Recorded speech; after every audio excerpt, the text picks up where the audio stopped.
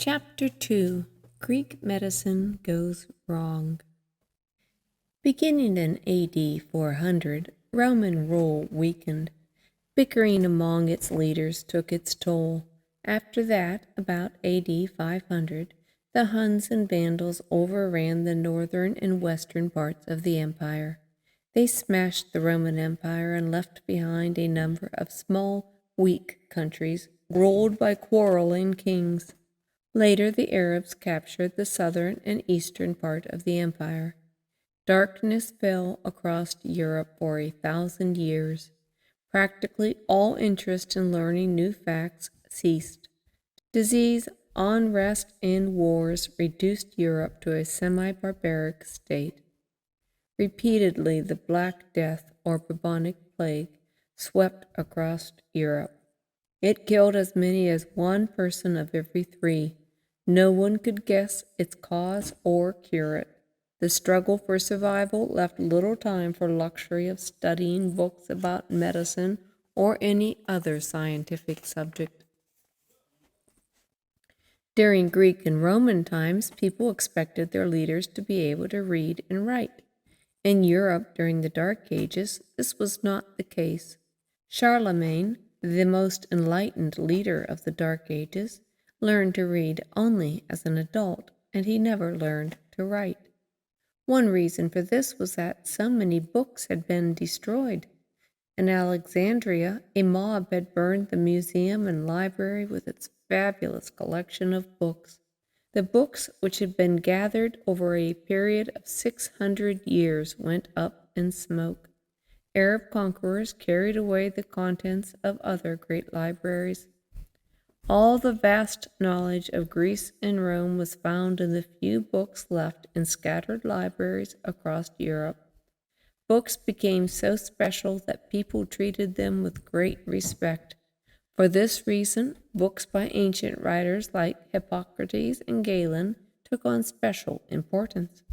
Hippocrates and Galen, 2 of the first physicians, became the last word in medicine. Yet, their books contained many errors.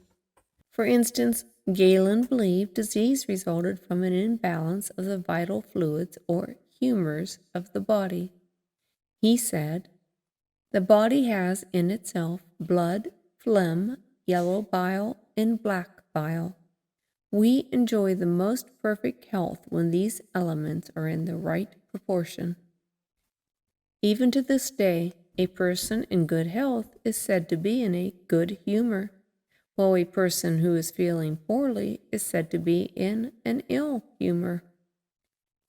If the four-humor view of disease were true, then curing disease would merely mean to bring the body fluids back into balance. Doctors restored the balance by changing the diet or by bleeding the patient. This practice of bloodletting continued for centuries. It lasted into the 1800s. George Washington is probably the best known victim of the four-humor theory of disease. He caught a cold one winter while riding his horse on his Mount Vernon farm.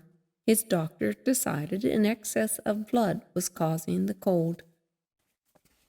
They opened his veins and drained out some of his blood.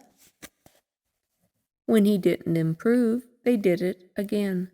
In the end, Washington's own doctors bled him to death. Their practice was based on Galen's books. A knowledge of the human body is one of the most important things a doctor must know. Anatomy is the study of the human body. The word anatomy is a Greek word meaning to cut. One way to study anatomy is to cut or dissect a dead body to examine its parts. The Greeks regarded the human body as very special. They prided themselves upon physical perfection. They passed laws forbidding anyone from dissecting a body, even doctors. How could doctors learn about muscles, nerves, organs, and bones without seeing them? Hippocrates did try to describe the whole body, although he could not see under the skin. He believed the heart to be the center of life.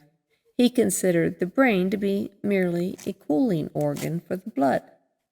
Arteries were given their name because the word artery is a Greek word meaning I carry air.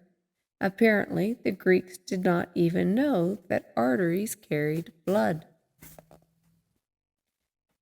Galen made the first attempts to master anatomy. He dissected animals, dogs, goats, pigs, and monkeys. He described what he saw in careful detail. He discovered that arteries carried blood, not air. Not everything he saw in the animals held true in the human body. For example, he found a network of blood vessels below the brain in most of the animals he investigated, and he assumed those blood vessels were an important part of the human body also. Today we know that the blood vessels Galen described are common in animals, but they are not found in human beings. Although Galen wanted doctors to study firsthand for themselves, his advice went unheeded. Galen, the successful doctor, stated his views with force and confidence. Doctors who followed him frowned upon independent study. Medical schools used Galen's books as textbooks for more than 1,000 years. He became the undisputed authority. No one dare ever differ with him. Jacobus Sylvius was one of the best-known doctors in the 1500s. He taught at the University of Paris. As many as 400 students attended his medical classes. The manner of teaching was that the professor would sit and read from one of Galen's books, and the students would hastily write down what the professor said. Animals like sheep or pigs might be dissected to illustrate the lecture. About once a year, the teacher-doctor would conduct a dissection of a human body. The corpse would usually be that of a convicted criminal that was hung for his crimes. Sylvius, like other doctors, considered it beneath his dignity to cut the body himself. An assistant would do the actual cutting of flesh. Another assistant would point to each part as the professor read aloud. Often, what Sylvius and the other professors read and the assistant would point to didn't agree. But finding an error in Galen's work was not allowed. Galen taught that the liver was 5-lobed, that the breastbone had 7 segments, that a network of blood vessels could be found under the brain. Jacobus Sylvius, like all the others, believed every word of it, although those features could not be found in a body right before their eyes. They saw exactly what Galen told them they would see. If the corpse in the book didn't agree, the error was in the corpse. No one doubted Galen. But soon someone would dream of doing that.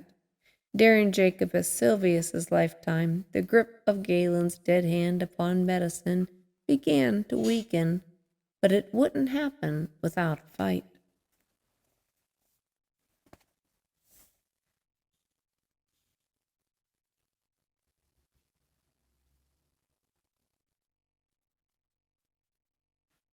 Number 1. True or false? Charlemagne was an important writer during the Dark Ages. The answer is false. Number 2. Alexandria's Great Library was A. Preserved in Egypt, B. Burned by a mob. The answer is B. Burned by a mob. Number 3. True or false? The books by Hippocrates and Galen were completely free of error. The answer is false. Number 4. True or false? Doctors used bloodletting because they believed it put the body's 4 humors back in balance. The answer is true. Number 5. True or false? The treatment George Washington received was based on the four-humor theory of disease. The answer is true. Number 6. Anatomy is the study of A, the human body, or B, stars and planets. The answer is A, the human body. Number 7, true or false? Medical schools used Galen's book as the final word in medicine. The answer is true. Number 8, true or false? Jacobus Sylvius taught medical students by reading from a book while an assistant carried out the dissection. And the answer is true.